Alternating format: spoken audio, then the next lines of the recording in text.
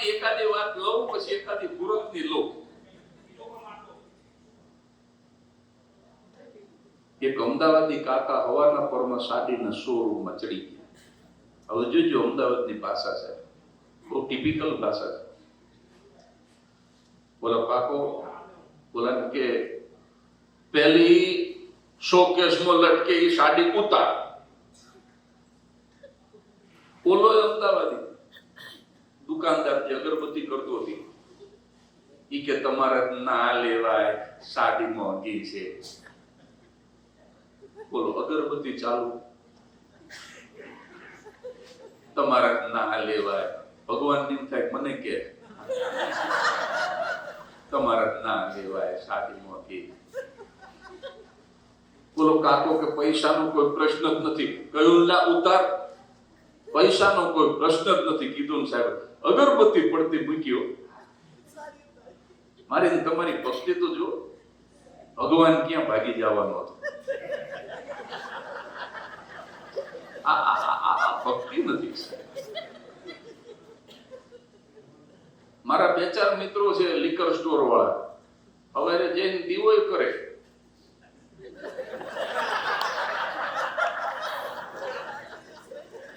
અને પાછા ભગવાનને વિનંતી કરે, હે ભગવાન આજ ધંધો વધારે આપજે. અને પછી પડદો પાડી દે. હું કહું કેમ પડદો પાડી દીધો? ભગવાન જોવે નહીં કે સાહેબ ભગવાનને છેતરવાના ધંધા કરો મને. ભગવાન બધું જોવે છે. અખિલ બ્રહ્માંડ નો અધિપતિ સાહેબ. એક સુરદાસ સાહેબ કાળ તડકો ને વરસાદ જોયા વગર મંદિર આવે, ભગવાનની આરતીનું ટાણું થાય, હાથ જોડીને ઉભો રહે અને આરતી પૂરી થાય એટલે પાછો આમ કરતો કરતો ઘરે જતો રહે.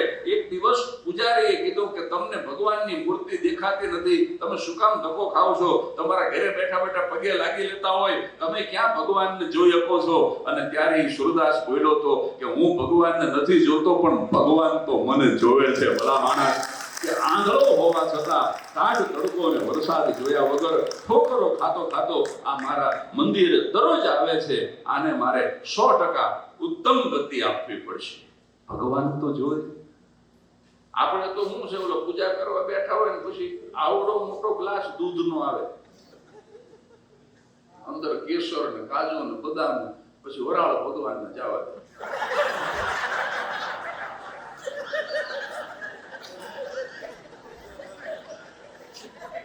અને પછી ઘનશ્યામ મહારાજ કરી પાડો તેલ પીવે, ફળફળતું દૂધ પોતે પી જાય. આમાં વાંધો આ ભક્તિમાં તકલીફ શું? ભગવાનને તો વરાળ જ દેવી છે આપણે. બાકી પાડો તેલ પીવે એમ પીવ્યો, આવડો મોટો ગ્લાસ.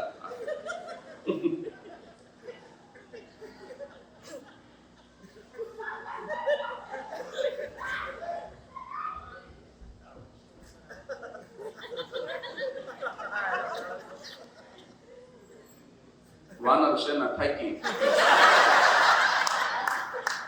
કે આ બંધ નથી થતો, આપણે કેમ સુધી મૂંગા રહેવું? એક બેન રોજ કટલેરી વાળા દુકાને જાય, રિબિન દેખાડો, લિપસ્ટિક દેખાડો, ચાંદલા દેખાડો, રૂમાલ દેખાડો, જોવે બધું કાંઈ લે નહીં. 8 દી સુધી લોહી પીધું.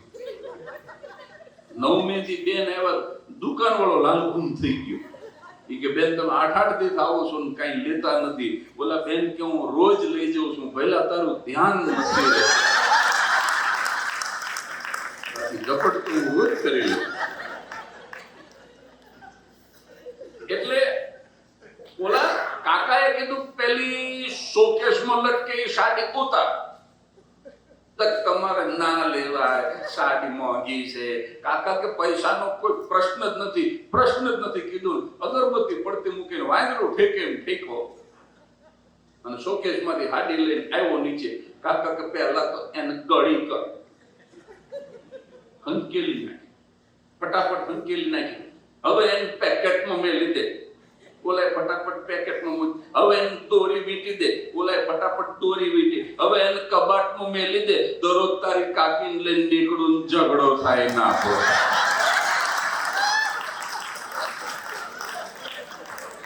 સાહેબ અગરબત્તી પૂરી થાય પહેલા 2,500 ની હાડી શોકેસમાંથી ઉતારી અને કબાટમાં મુકાવી દે એનું નામ અમદાવાદ છે.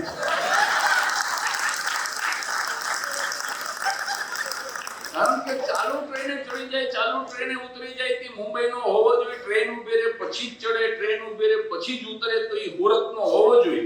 પણ ટ્રેન ઉભી રહી જાય, બધા પેસેન્જર ઉતરી જાય, પછી કોઈનું કઈ ભૂલાઈ જતું નથી ને ચેક કરીને ઉતરે તો એ અમદાવાદનો હોવો જોઈએ.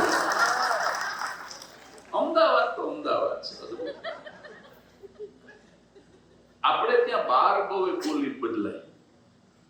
હમણાં કોઈ સ્વામી પ્રવચન કરતા હતા, એમાં મુખારવિંદની વાત કરી. ભગવાનનું મુખારવિંદ. ત્યારે મને ઈ મેહાણાના કાકા યાદ આવ્યા. આપણે ત્યાં બાર બહુ બોલી બદલાય.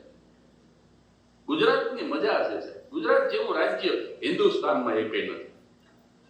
બાર બહુ બોલી બદલાય એવું એક મને સ્ટેટ તો બતાવો સાહેબ.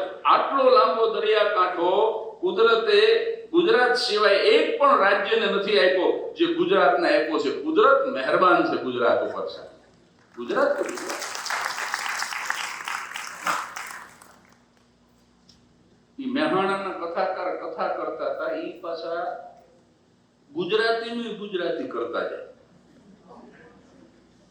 આ જે શબ્દો આવે ને શાસ્ત્રમાં, ઈ ગુજરાતીમાં હોય એનું પાછું યાની પ્રાદેશિક ભાષામાં ઈ પાછા સમજાવતા જાય શ્રોતાઓને. આ મુખારવિંદ ઉપરથી યાદ આવ્યું. ઈ કે પર ભોજનનું મુખારવિંદ તર્કો. આ મુખારવિંદ એટલે શું? તો કે પરભોજનનું ડોચું. મેં તો દડ દઈને ટીવી બંધ કરી દીધું. મેં કીધું આમાં નવદી નો નીકળે. મુખારવિંદ શબ્દ કેટલો છે, એને કેટલો સસ્તો કરી નાખ્યો છે. મેં કીધું તો આ મારા ચરણારવિંદ શું કહેવાય? તો કે તમારે ટોટિયા. આને ચરણ ને ટોટિયા સાહેબ. અમુક ભાષા જે છે ને એ તમે જો સુરતની ભાષાનો તો દાખલો નહીં આપો. કારણ કે એટલે તો રેડિયો સ્ટેશન નથી આપ્યું. સવારમાં રેડિયો ખોલો ને ભંગ કરતી આવે સીધી. આપણે નાવા જાતા હોય ને ભાગા ભાગી થઈ જાય, જલ્દી રેડિયો બંધ કરો, બાપુજી પૂજા કરવા બેઠા. પણ વાપીમાં અમુક માણસો, બધા માણસો નહીં, વાપી વલસાડ જે છે ત્યાં અમુક માણસો અળ નથી બોલી શકતા. આમાં એવા માણસો હોય છે જે અળની જગ્યાએ ર બોલતા છે. બધા અળ નથી બોલી શકતા સ્વામી. તમે જોજો, અળ ને બદલે ર. નર આવ્યા, નર. મેં કીધું નર તો પહેલેથી હતા. નળ આવ્યા અને નળે નથી આવતા. નળમાં પાણી આવે છે. નળ તો હોય પહેલેથી ફિટ કરેલા છે. નળમાં પાણી આવે, નળ નો આવે. ઘણા બહેનો કે લોટ દળાવા જવું છું. લોટ દળાવા ન જવાય, ઘઉં દળાવા જવાય. એક ઠેકાણે નળ ઉપરથી આ જાય. એક ઠેકાણે હું ગયો ને તે બંગલામાં બાથરૂમમાં 3 નળ. મેં કીધું આ 3 નળ? મને કે પેલો ખોલો તો ખબર પડે. ખોલ. તે મેં આમ પેલો નળ ખોલ્યો ને, મેં કીધું આમાં તો ગરમ પાણી આવે છે. કરધણી મને કે ગરમ પાણી નાવું હોય એ મહેમાન ગરમ પાણી નાખે. પછી મેં કીધું બીજો, મને કે ખોલો તો ખબર પડે. બીજો ખોલ્યો, ટાઢું પાણી આવે. મેં કીધું આમાં ઠંડુ પાણી આવે. ઠંડા પાણી નાવું હોય એ મહેમાન ઠંડા પાણી નાખે. મેં કીધું એ તો બરાબર, પણ ત્રીજો, મને કે ખોલો તો ખબર પડે. ત્રીજો ખોલ્યો, પાણી જ ન આવ્યું. મેં કીધું આમાં તો કાંઈ નથી આવતું. મને કે જે મહેમાનને નો નાવું હોય એ નો નાવે. નો નાવાના નળ થઈ ગયા. જેને નો નાવું હોય એ નળ ચાલુ કરીને એની નીચે બેહવાનું.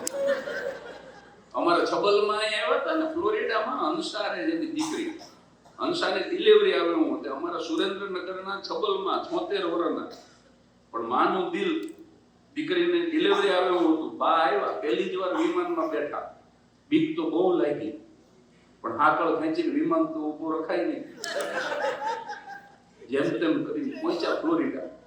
હજી હંસાના ઘરમાંથી બહાર નહોતા નીકળ્યા, 2 દી થયા. વર્લ્ડ ટ્રેડ સેન્ટરની દુર્ઘટના બની 9/11. અને ટીવીમાં વિમાન ભટકાતા જોયા. એક તો વિમાનમાં બીક લાગેલી, પાછા વિમાન ભટકાતા જોયા.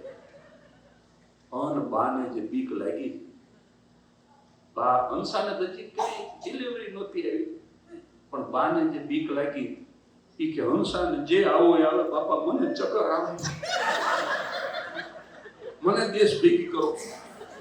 હવે સાહેબ સાસુ 2 જ દિવસમાં જતા રહે અને સાહેબ જમાઈ જે રાજી થાય. મોંઘી ટિકિટ લઈ આવ્યા કુમાર. એક જમાઈ એના સાસરે ગયો ને, એના સાસુ કે કુમાર તમને ₹1,00,000ની દીકરી દીધી. કુમાર કે 50,000માં પાછી રાખી છે. એની સાસુ કે તમે તમારા સસરા જેવા જ લાગો.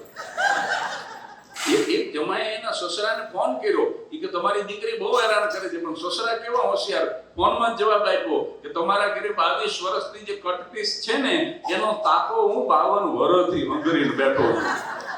તમે કુમાર જરાક મારો વિચાર કરો. તમે પછી સસરા જેવા તે સુધી કુમારે ફોન ન કર્યો.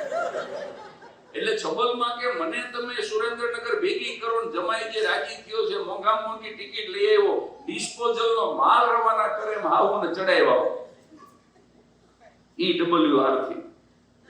અને સામે હાળાને ફોન કરી દીધો, ઉતારી લેજો. સાહેબ 4 જ દિવસમાં છબલમાં પાછા ધૂન મંડળમાં ગોઠવાઈ ગયા. 4 દિવસમાં ચેક રિટર્ન. આખા ગામની ડોશીઓ ભેગી થઈ સુરેન્દ્રનગર ગયો. કે બા અમેરિકા જઈ આવ્યા, આ 2 દિવસ માટે જઈ આવી. મોદી કરતા ફ્લાઇંગ વિઝિટો. અમારા સુરેન્દ્રનગરના બહેનો કે અમે તો અમદાવાદથી આગળ નથી વીતા, કંઈક અમેરિકાની વાત તો કરો. 76 વર્ષના અવગણ છબલમાં અમારા સુરેન્દ્રનગરના બહેનોને અમેરિકાની વાત માને છે. કે અમેરિકામાં તો મારી હંસાનું બાથરૂમ ખોલો ને તો હંસાનો નળ જુદો ને ચંદ્રકાંતનો નળ જુદો. ઓલું H અને C લખેલું આવે ને,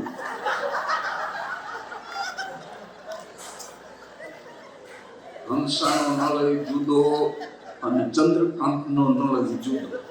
પાછળ કે અમેરિકામાં બેન માણાના સ્વભાવ પ્રમાણે પાણી આવે. બોલો, મારી હંસાનો સ્વભાવ ગરમ ને તે હંસાનો નળ ખોલો આખો દી ગરમ પાણી આવે.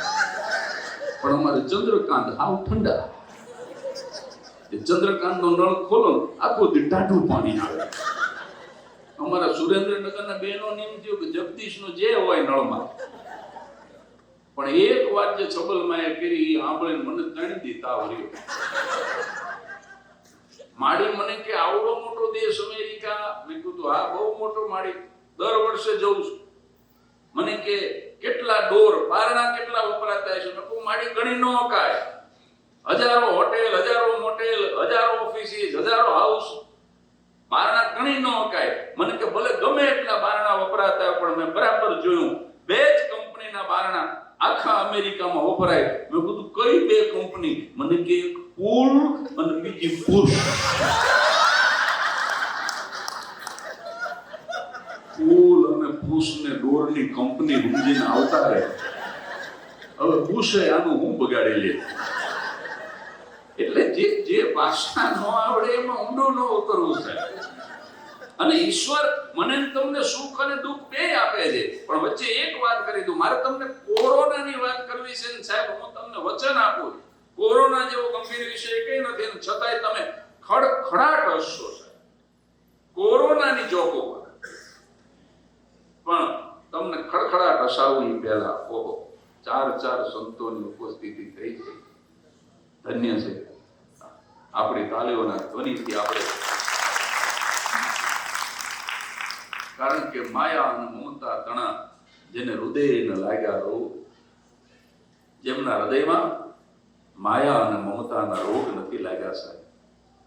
માયા અને મમતા તણા જેના હૃદયને લાગ્યા રોગ, એવા સંત સમરવા જોગ દિવસ ઉગતા દાદવા.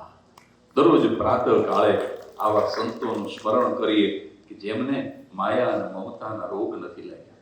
આપણે છે ને, આપણને આ બધી આદિ વ્યાધિ ઉપાધિ આ બધું છે, કામ ક્રોધ લોભ મોહ માયા મત્સર, બધાથી જે પર થઈ અને સાહેબ કેવળ અને કેવળ સમાજને સાચો રાહ દેખાડવાનું, સમાજનું સાચું માર્ગદર્શન કરવાનું કામ કરે છે સાહેબ. જનેતા કરતા પણ એક ડગલો આગળ હોય ને તો આ જગતના સંતો છે. અને આજે 4 સંતોની સભામાં ઉપસ્થિતિ છે. હું તો બહુ પ્રસન્ન છું, ખૂબ રાજી થયો. મેં હમણાં એક ભાઈએ મને 100,000 નો ચેક આપ્યો. મેં કીધું સહી તો કરો. મને કે ગુપ્ત દાન.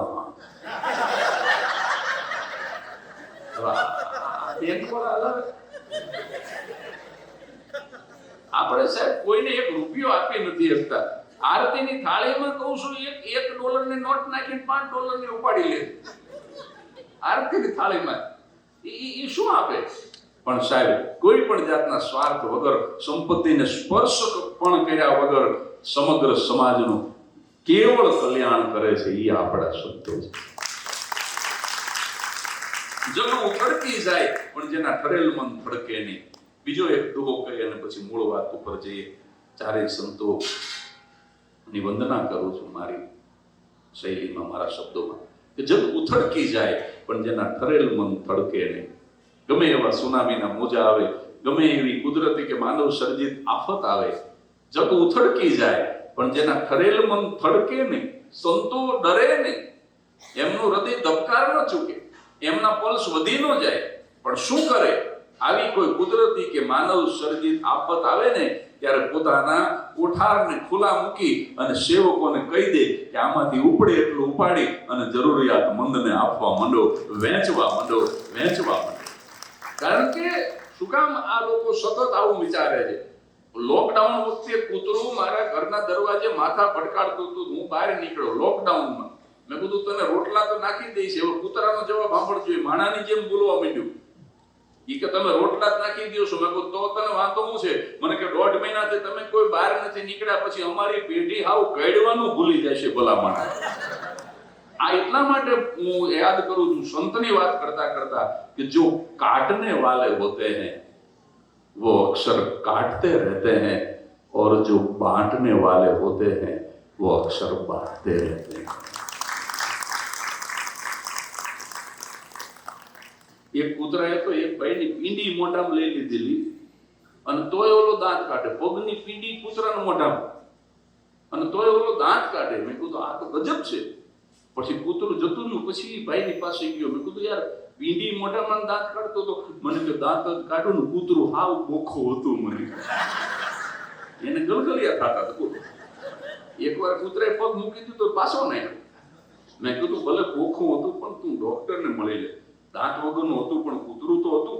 એ ડોક્ટર પાસે ગયો પણ ડોક્ટર એવો લોભ્યો ઈ કે દાંત વગરનું કહ્યું કે હા તો હોય વગરનું ઇન્જેક્શન લઈ લ્યો. એમ કરીને 300 પડાવ્યા તારે જો ડોક્ટરે એવો ભાગ્યો હોય વગરનું ઇન્જેક્શન. અમારે આ ડોક્ટરમાં તમને બહુ મજા આવી. કોણ છે ડોક્ટર? શેના ડોક્ટર છો તમે?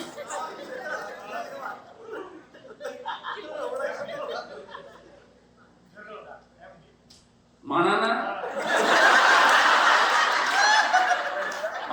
અમારે એક ડોક્ટર સાહેબ એક દર્દીનું એપેન્ડિક્સ નું ઓપરેશન હતું. જો હવે ડોક્ટરને 2-3 કહી દીધું. મને કોઈ વિષય મળવો જોઈએ. અમારે એક ડોક્ટર તો એવો લોભ્યો કે 5,000 નો પગાર બચાવવા એની ઘરવાળીને નર્સમાં રાખી. બોલો 5,000 નો પગાર બચે. હજી 5 જ દી થયા હતા ને એની વહુને કે ખબરદાર તો હોસ્પિટલમાં આવીશું. બે મારા ઓળખીતા તો એને ઘરે ગયો. મેં કીધું 5 દીમાં શું તકલીફ થઈ? પણ મને કે પછી ફેરે સિસ્ટર બોલાય જાતે. 5,000 બચાવવામાં આખું દાંપત્ય જીવન ગોટે ચડ્યું. મેં બધું એના કરતા પારકીનું નોકરી રાખી લે ભલામાં. અમારે એક દર્દીનું એપેન્ડિક્સ નું ઓપરેશન હતું સાહેબ. એમાં તો પેટ ચીરવાનું હોય ને, ડોક્ટરે ટેબલ ઉપર ઊંધો ઉડાવ્યો. તાબડતોબ મિસ્ત્રી બોલાવ્યો, કાર્પેન્ટર. ટેબલ ને ફાંકું પાડ્યું. અને ડોક્ટર ટેબલ નીચે હુતા હુતા ઓપરેશન કરે. મેં કીધું આ આઈટમ નવી. એટલે કમ્પાઉન્ડરને પૂછ્યું, મેં કીધું આમ કાંઈ કરે? મને કે ડોક્ટર તો હમણાં ત્યાં એ પહેલા મોટર રિપેરિંગ નું ગરાજ હતું. એ કાયમ મોટર નીચે હુતા હુતા રિપેર કર્યું. એ પછી ઓપરેશન આમ જ કરે. એક ઓપરેશન થિયેટર ની અંદર હજી આમ દર્દી બેભાને નહોતો થયો, હજી તો આમ ભાનમાં હતો ને એમાં ફૂલનો હાર આવ્યો ઓપરેશન થિયેટરમાં. તો ઓલો હુતા હુતા ઓલા જોયો પેશન્ટે. ઈ કે સાહેબ આ હાર શું કામ મંગાવ્યો સાહેબ? ડોક્ટર કે જો ઓપરેશન સક્સેસ થશે તો હું પહેરીશ, નહીં તો તારા માથે મૂકી દે. તું ભૂલી જા કોઈ વાત. એટલે ડોક્ટર ઉપર તો એક કલાક બોલી શકાય. આ તો મારો બહુ રસનો વિષય આવી ગયો. પણ ડોક્ટરો છે ને એ ભૂદેવ છે. આ મારો મૌલિક વિચાર, તમને ગમે તો આશીર્વાદ આપજો. તમને એમ થશે કે ભૂદેવ એટલે બ્રાહ્મણ. ડોક્ટર દરેક દુનિયાનો દરેક ડોક્ટર ભૂદેવ. કેવી રીતે? ભૂદેવ એટલે પૃથ્વી ઉપરનો દેવ સાહેબ. ઈશ્વર મારું તમારું ઓપરેશન કરવા નથી આવતા, પણ ડોક્ટરની અંદર બેસી અને મને તમને જીવતદાન આપે છે. એટલે પૃથ્વી ઉપરનો એ ભૂદેવ છે, પૃથ્વી ઉપરનો દેવ છે. તબીબોને કહી દો કે માથું ન મારે, દર્દ સાથે સીધો પરિચય છે મારે. હકીકતમાં હું એવો રોગી થયો છું, મને સારી પેઠે દવા ઓળખે છે. પરિચય છે દેવોને મંદિરોમાં મારો, અને મસ્જિદોમાં ખુદા ઓળખે છે. નથી મારો વ્યક્તિત્વ જાણું કોઈથી, આજે તમારા પ્રતાપે બધા ઓળખે છે. અમારે દર્દી ને આમ સ્ટેથોસ્કોપ મૂકી છાતી ઉપર, અને ડોક્ટર કે તમે ગુજરી ગયા છો. ઓ આમ બેઠો ચકલ ઉપર ડોળા, અને આમ છાતી માથે સ્ટેથોસ્કોપ મૂકીને કે માય ગોડ તમે તો ગુજરી ગયા છો. ધામમાં જતા રહ્યા. ઓલો કે સાહેબ હું તમારી યાર વાતો કરું છું, મરી ગયો છું. હા ડોક્ટર કે તમારા હૃદયનો એકેય ધબકાર નથી હમણાં, તો મતલબ કે હૃદય બંધ છે. ત્યારે ઓલાનું ધ્યાન ગયું કે સાહેબ ભૂંગળીઓ તો કાનમાં ભરાવો પેલા. તમે આ ગળામાં લટકે છે, તમે મને મારી નાખો. તમને 150 રૂપિયા ફીના તમને આપ્યા કે ન આપ્યા? શું કામ મારી નાખો છો? આ ભૂંગળીઓ તો કાનમાં ભરાવો. તે કાનમાં ભૂંગળી ભરાઈને પછી આમ મૂક્યું ને, હા હવે તમે જીવો છો. તમારું હૃદય છે ને એ ઘડિયાળ જેટલું નિયમિત ધબકે છે. ઓલો કે સાહેબ મારું ખિસ્સા ઘડિયાળ જ છે. આ કાઢી લેવા દઉં પછી પલ્સ તમને સંભળાય છે. એટલે ડોક્ટર તો આ બેઠા છે સાહેબ, એટલે બધી 2-4 વાત મને યાદ આવી ગઈ. પણ જે વાત કરતો હતો ત્યાં પાછો પહોંચી જવું. એક થોડો સમય મને 2 મિનિટ આપો હાસ્ય સિવાયની, અને પછી કોરોનાની વાત કરીશ. મેં કીધું ને, અને કોરોનાની વાત સાંભળીને પણ તમે ખડખડાટ હશો. કેવો ગંભીર વિષય છે, છતાં હું તમને કહું છું, કોન્ફિડન્સથી કહું છું કે ખડખડાટ હશો તમે. પણ એ પહેલા 2 મિનિટ, કારણ કે 4 સંતોની ઉપસ્થિતિ, એક વાત હાસ્ય સિવાયની કહી લો એમને રાજી કરવા માટે. એક પિતા અને પુત્ર વચ્ચે એક નાનકડી બાબતને લઈને દરરોજ ઝઘડો થતો. પિતા છે ને કાણાવાળા મોજા પહેરી લે, દીકરો જોઈ જાય તરત જ ઝઘડો કરે કે કાણાવાળા કાઢી નાખ. આપણે ગરીબ હતા ને ત્યારે પપ્પા વાત જુદી હતી. હવે તો ભગવાનની કૃપા થઈ છે, સંતોના આશીર્વાદ મળ્યા છે, હવે કાંઈ ખૂટું નથી. અને હજી હમણાં જ 1 ડઝન મોજા તમારા માટે નવા લઈ આવ્યો. શહેરમાં હતા એટલે કાણાવાળા કાઢી નાખ, નવા પહેરો. અને વળી 1 મહિનો થાય, 2 મહિના થાય, વળી બાપ વાદળી રંગના કાણાવાળા મોજા પહેરી લે, વળી છોકરો કઢાઈ નાખે. આવું 2-3 વખત બન્યું છે. અને એક દિવસ પિતાએ પોતાના પુત્રને બોલાવીને કીધું, બેટા મારે તને એક વાત કરવી છે. શું? હેનરી ફોર્ડ પેરિસના એરપોર્ટ ઉપર ઉતર્યા ને, ફોર્ડ મોટર કંપનીના માલિક, અને ત્યાં ઇન્ક્વાયરીની બારી ઉપર જઈને એમણે કીધું ફ્રાન્સના એરપોર્ટ ઉપર કે મધ્યમ પ્રકારની, બહુ મોંઘી નહીં, બહુ સસ્તી નહીં, એવી હોટલોની યાદી આપો મારે ઉતરવું. એટલે ઓલા લોકો ઓળખી ગયા કે હેનરી ફોર્ડ છે. એટલે તરત જ કીધું કે સાહેબ તમારા દીકરા દીકરી અહીંયા યુરોપમાં ફરવા આવે છે ને તો એમ કહે છે કે મોંઘામાં મોંઘી હોટલની યાદી આપો તમારા દીકરા દીકરી, અને તમે પોતે એમ કહો છો કે સસ્તી હોટલની યાદી આપો. અને ત્યારે હેનરી ફોર્ડ બોલ્યા હતા કે એ લોકોને પોષાય કારણ કે અબજોપતિ બાપના દીકરા છે, પણ હું તો મામૂલી ખેડૂતનો દીકરો છું, મારાથી બહુ મોંઘી હોટલમાં ન ઉતરાય. હેનરી ફોર્ડ પોતાની આત્મકથામાં લખે છે, પોતાની આત્મકથામાં પોતે લખે છે કે એક વખત હું ગાડી લઈને જતો હતો અને રસ્તામાં ગાડી બંધ પડી ગઈ. સત્ય ઘટના છે. મેં મારી રીતે ગાડીને ચાલુ કરવાનો પ્રયાસ કર્યો પણ ચાલુ ન થઈ, અને એમાં એક ખેડૂત નીકળ્યો ગાડું લઈ, અને મેં એને કીધું કે આ ગાડાની સાથે મારી મોટર બાંધી દઉં તો નજીકમાં એક સર્વિસ સ્ટેશન છે ત્યાં સુધી ટો કરીને પહોંચાડી દઈશ. બોલો કે હું એ બાજુ જ જઉં છું, મને શું વાંધો છે. એ ઓળખતો નતો કે આ કોણ છે. અને સાહેબ ગાડાની પાછળ મોટર બાંધી અને 3 માઇલ દૂર આવેલા સર્વિસ સ્ટેશન સુધી મોટર પહોંચાડી દીધી. અને જેવી ઓલો ખેડૂએ એ છોડી અને આમ ચાલતો થયો એટલે હેનરી ફોર્ડ કહે છે $5 નોટ કાઢીને એ જમાનામાં મેં એને આપી. તો કે ના ના, હું તો આ બાજુ જ આવતો હતો, મારે કઈ તમારી પાસેથી $5 લેવાની જરૂર નથી. ત્યારે હેનરી ફોર્ડે પોતાની ઓળખાણ આપી કે હું હેનરી ફોર્ડ છું,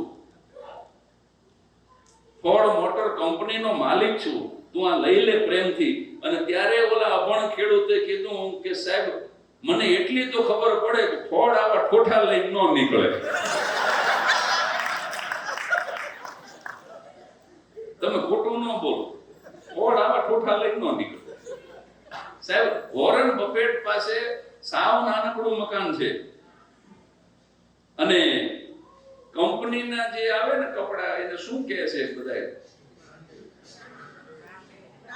બ્રાન્ડેડ કપડા એને જ પહેરતા. બોલો વોરન બફેટ. એટલે જેમની સંસારમાં વસમી સફર હોતી નથી એમને શું છે જગત એની ખબર હોતી નથી. સાહેબ ટેસ્લા કંપની એક ગાડી બહાર પાડે છે, કોઈને લેવી હોય તો 1 ઓક્ટોબરે લઈ લેજો. એની અંદર જે ટેકનિક જે એની અંદર એ લોકોએ ફિટ કરી છે મારા સિવાય કોઈને ખબર નથી. એમાં એવી ટેકનોલોજી નાખી છે એ લોકોએ કે તમારા ગરાજમાં ટેસ્લાની ગાડી પડી છે, તમે બેંકમાંથી લોન લીધી છે, અને એકાદ હપ્તો જો તમે ભરવાનો ચૂકી જશો એટલે ગાડી એની મેળે ચાલુ થશે ને તમારા ગરાજમાંથી બેંકમાં જતી રહેશે. વહેલા વહેલી તકે નોંધાવી દેજો, લઈ લેજો બાબા. આવી બેસ્ટ ટેકનોલોજી એની અંદર છે. પણ જે હું વાત કરતો હતો સંતો માટે ખાસ, અને પછી આપણે હાસ્ય તરફ જતા રહી. કોરોનાની વાત કરવી છે મારે તમને. એક દિવસ પિતાએ બોલાવીને કીધું બેટા મારે તને એક વાત કરવી છે. શું? કે મને એવું લાગે છે કે હવે મારું મૃત્યુ નજીક છે. પપ્પા એવું ન બોલો કે હા મને પૂછી ગયું છે, હવે હું લાંબુ નહીં જીવું, પણ તું જો મારો દીકરો હોય, મારા પ્રત્યે તને લાગણી હોય તો મારી એક અંતિમ ઈચ્છા પૂરી કરીશ બેટા.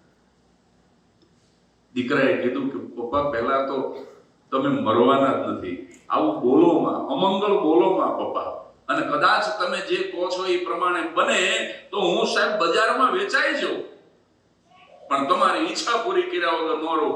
એનો બાપ કે એવી કોઈ ઈચ્છા નથી તારે વેચાવવું પડે, બહુ મામૂલી ઈચ્છા છે કે પપ્પા તમે જો કહેતા હોય એવું અમંગળ બને, અમારા નસીબમાં જો એ દુઃખ લખ્યું હોય તો હું તમારી ઈચ્છા અચૂક પૂરી કરીશ. કારણ કે તમે રાત પાળી મિલની અંદર રાત પાળીની નોકરી કરી અને અમારા દિવસોને તમે ઉજળા કરી દીધા. તમે પોતે ન ખાધું, અમને ખવડાયું, તમે પોતે ન પહેર્યું, અમને પહેરાયું, અમને ભણાવ્યા ગણાવ્યા, સમાજમાં રહેવાને માટે લાયક બનાવ્યા. હું પપ્પા વેચાઈ જઈશ. અરે કે નહીં વેચાવવું પડે, 1 પણ રૂપિયાના ખર્ચ વગર પૂરી થઈ શકે એવી ઈચ્છા છે. કે બોલો પપ્પા. તો કે હું મરી જાઉં ને પછી જે વાદળી રંગના કાણા વાળા મોજા તને નહોતા ગમતા ઈ પહેરાવીને મને અંતિમ વિદાય આપજે. કે આવી અંતિમ ઈચ્છા કે આ બેટા મારી આ એક જ ઈચ્છા છે, તારે પૂરી કરવી હોય તો કરજે. અને સાહેબ એકાદ અઠવાડિયા પછી 3 દિવસના તાવમાં એ બાપ ગુજરી ગયો ધામમાંથી. અને નનામી તૈયાર થતી હતી ને દીકરાને બાપની અંતિમ ઈચ્છા યાદ આવી. જે મોજા કાયમ કઢાવી નાખતો હતો ઈ મીંડો ગોતવા કબાટમાં નવા મોજા આઘા કરતો જાય. અને સાહેબ ખૂણામાંથી વાદળી રંગના અંગોઠો દેખાય એવા કાણા વાળા મોજા દીકરો લઈ આવ્યો. પિતાની નનામી તૈયાર થતી હતી. આવીને પિતાના મૃતદેહને મોજા પહેરાવ્યા. અને ત્યાં તો વડીલો આવ્યા, સંતો આવ્યા, બ્રાહ્મણો આવ્યા. કોઈકે કીધું કે આ મોજા કોને પહેરાવ્યા? મેં પહેરાવ્યા. કે કાઢી નાખ મોજા. કે નહીં કાઢો, મોજા કાઢી નાખ. કારણ કે આપણા હિન્દુ વેદાંત સનાતન ધર્મની માન્યતા પ્રમાણે માણસ જે સ્થિતિમાં પૃથ્વી ઉપર આવ્યો હોય એ જ સ્થિતિમાં પૃથ્વી ઉપરથી જવો જોઈએ. એને સૂટ ને બૂટ ને ઘડિયાળ ને ચશ્મા ને આપણામાં ન હોય. કાઢી નાખ મોજા. છોકરો કે હું મોજા નહીં કાઢું સાહેબ. ઝઘડો થયો.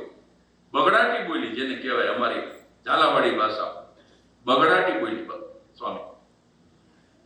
અને ત્યાં એ છોકરાના ફુવા આવ્યા 72 વર્ષ, હાથમાં એક એન્વલપ. ઈ કે તમે ઝઘડો કરી લીધો? કે હા. તો કે આનો બાપ મરતા પહેલા મને કહેતો ગયો હતો કે હું ગુજરી જઉં ને પછી મોજા માટે થઈને બગડાટી બોલશું. આ વાદળી રંગના મોજા મરી જવું પછી એકવાર ઝઘડો કરાવશે. હવે જો તમે ઝઘડો કરી લીધો હોય તો મને એક એન્વલપ આપતો ગયો આનો બાપ, અને મને કહેતો ગયો છે હું મરી જાઉં પછી આ એન્વલપ ખોલી અને મારા દીકરાને ઉદ્દેશીને મેં એક પત્ર લખ્યો છે. ઈ મારા દીકરા સામે તો વાંચજો, પણ બધા હગા વાલાને વાંચી સંભળાવજો. હવે તમે જો હા પાડો તો મરનારની અંતિમ ઈચ્છા હું પૂરી કરું. બધા કે ઝડપથી વાંચો. અને એને બધાની વચ્ચે એન્વલપ ખોલ્યું તો એની અંદર મરનારે પોતાના દીકરાને ઉદ્દેશીને એક નાનકડો પત્ર લખ્યો હતો. 2 જ લીટીનો પત્ર લખ્યો હતો, પણ લાખ રૂપિયાની વાત ઈ બાપ મળતા પહેલા કરતો ગયો. એને પત્રમાં એટલું જ લખ્યું હતું કે મારા વાલા દીકરા, એક કાણા વાળા મોજા પણ આ દુનિયા સાથે નહીં લઈ જવા દે, માટે સંપત્તિનો પરિગ્રહ ન કરતો, પણ વહેંચતો રહેજે, આપતો રહેજે, આપતો રહેજે. આવા કોઈ પાટોત્સવની અંદર તમને મોકો મળે યજમાન થવાનો, આવા કોઈ પાટોત્સવની અંદર તમને મોકો મળે કોઈને કોઈ સેવા કરવાનો, તો એની અંદર એ સંપત્તિનો પરિગ્રહ કરવાને બદલે ઉદારતાથી આપતો રહેજે. કોઈ જરૂરિયાતમંદ માણસ દેખાય તો એની પાછળ ઉદારતાથી વાપરતો રહેજે. કારણ કે એક કાણા વાળા મોજા પણ આ દુનિયા સાથે નહીં લઈ જવા દે. આ સનાતન સત્ય છે. આ વડીલોને માટે એક જ મિનિટની વાત કહીને હાસ્ય તરફ જઈએ. બહુ મોટો માણસ પરદેશ જતો હોય ને, જો બાઇડન કે નરેન્દ્ર મોદી, તો પહેલા એનો સામાન રવાના થાય. પહેલા એના રસોયા જાય, એના પુસ્તકો જાય, એની મેડિસિન જાય, એના કુક જાય, એના સેક્રેટરી જાય, એના કપડા, એનો સામાન પહેલા ડેસ્ટિનેશન ઉપર પહોંચી જાય. પછી છેલ્લે સાહેબની ફ્લાઇટ ટેક ઓફ થાય. આ વડીલોને 2 હાથ જોડીને વિનમ્રતાથી, હું વિનમ્રતા સાથે કહું છું, આ સંતો બેઠા છે એટલે મને આવી વાત યાદ આવે, નહીં તો મારે તમને હસાવાના જ હોય. સાહેબ, આપણું આંખનું જોવાનું જતું રહ્યું, વડીલોની વાત છે. કાનનું સાંભળવાનું જતું રહ્યું, દાંતનું ચાવવાનું જતું રહ્યું, ઢીંચણ જતા રહ્યા, શરીરની શક્તિ જતી રહી, માથેથી બાલ જતા રહ્યા. સાહેબ, મોટા ભાગનો સામાન ડેસ્ટિનેશન ઉપર પહોંચી ગયો. હવે સાહેબની ફ્લાઇટ ટેક ઓફ થાય એટલી જ વાર છે. હવે બહુ પરિગ્રહ ન કરતા કે આવો અવસર મળ્યો છે 15મો પાટોત્સવ સાહેબ, તમારાથી અપાય એટલું આપજો સાહેબ, કારણ કે ઈશ્વરના દરબારમાં તમારી સાથે કેવળ અને કેવળ તમારા સત્કર્મ આવવાના છે, બાકી કાણાવાળા મોજે તમારી સાથે નથી આવવાના સાહેબ. કેવળ અને કેવળ તમારા કર્મ, તમારા સત્કર્મ આવવાના. અને દાંતની વાત આવી એટલે કહી દઉં, મને યુવાનો અને બાળકો કરતા મને સ્વામી વડીલો વધારે ગમે. લ્યો એનું તમને કારણ કહું કે બાળકો દાંત કાઢે કે ન કાઢે, યુવાનો દાંત કાઢે કે ન કાઢે, પણ વડીલો કમસે કમ રાત્રે સૂતી વખતે એક વાર તો દાંત કાઢે.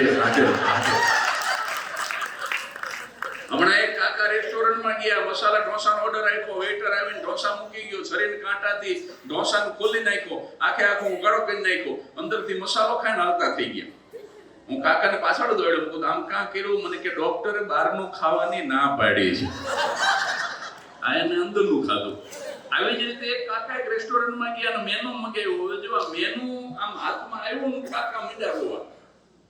વડીલો કા સાંભળજો, આમે એક યુવાન બેઠો, એ કે why are you crying uncle, why are you crying? તો કે હું 3 કલાક સેલ્ફ ડ્રાઈવ કરી આ રેસ્ટોરન્ટનું નામ સાંભળીને આવ્યો અને આ મેનુ હાથમાં લીધું ત્યારે ખબર પડી કે મારું ડેન્ચર તો હું ઘરે ભૂલી ગયો. કે મારું ચોકઠું ઘરે ભૂલી ગયો. બોલો યુવાન કે જરાય ચિંતા ન કરો, ભગવાને કદાચ તમારા માટે જ મને મોકલો છે. તરત જ પોતાની બ્રીફકેસ ખોલી યુવાને અને ડેન્ચર આપ્યું કે લ્યો આ પહેરો. કાકાએ પહેર્યું, આ તો બહુ ફિટ થાય, કાઢી નાખો. બીજું આપ્યું, આ પહેરો, આ બહુ લૂઝ થાય, કાઢી નાખો. ત્રીજું, ચોથું, પાંચમું, છઠ્ઠું, સાતમું ડેન્ચર આપ્યું. કાકાએ પહેર્યું. ઈ કે ડેન્ટિસ્ટ પાસે જઈને 3 સિટિંગ કરું, માપ આપું 3 વાર તો આટલું પરફેક્ટ ન બને. તો કહેવાય કોની રાહ જોવો છો, ઝપટ બોલાવો. અને આવી રીતે ભગવાને ચોકઠાની વ્યવસ્થા કરી દીધી સાહેબ. એક જ પ્લેટ ખાવાની હતી, કાકા 3 ઉલારી ગયા. મસાલા ઢોસા, મેંદુ વડા, માથે ઈડલી સંભાર. 3 પ્લેટ ખાધી, ચોથો ઓડકાર ખાધો. ચોકઠું ધોઈ યુવાનને પાછું આપ્યું. જો કાકા કઈ બોલ્યા મોત ને તો બધું ગોઠવાઈ જતું. પણ કાકાને શું કુબુદ્ધિ ઉજી, જતા જતા ઓલા યુવાનને પૂછ્યું, સાવ સાચું કહેજો, ડેન્ટિસ્ટ છો ને? એ કે ના, હું કબ્રસ્તાનમાં ચોકીદાર છું. 3 પ્લેટ બહાર આવ્યો. કોયલા વગર નીકળી ગયા હોત તો બધું થાળે પડી ગયું. પણ ઘણી વખત માણસ કોયલા વગર રહી નથી. એક કાકા હવાના પોરમાં, જો હવે સિનિયર સિટીઝન ની છેલ્લી વાત, કારણ કે મારે હજી કોરોનાની વાત કરવી છે અને 20 મિનિટમાં કાર્યક્રમ પૂરો કરવો છે. 20 મિનિટમાં લ્યો, આ તમે કરો છો ને એ જ હું કરું છું અત્યારે. મારા તમારા બેયનું કામ એક છે. આ તમે માળા ફેરવો છો ને, આ હું ફેરવું છું, માળા છે. કારણ કે એક શેર છે કે આપકે હસીન ચહેરે મેરી તસ્બીહ કે દાને હૈ. આ ઊંચો શું કામ બેઠો? ઘણાને એમ થયું છે કે આટલો બધા હાંડીએ ચડીને કામ સારા વીણે. ઘણાને એવું થયું છે કે હાંડીએ કાં ચડ્યો. પણ જો આટલી હાઈટ જો હું ન રાખું તો આ 100% ઓડિયન્સ જે 11 વાગ્યા સુધી બેઠું ની ન બેસે સાહેબ. કારણ કે પાછળની રો વાળાના ચહેરા જો મને ન દેખાય અને મારો ચહેરો એને ન દેખાય તો ઓડિયન્સ કોઈ કાળે 2 કલાક ન બેસે. આ મારો 3000 કાર્યક્રમનો અનુભવ છે.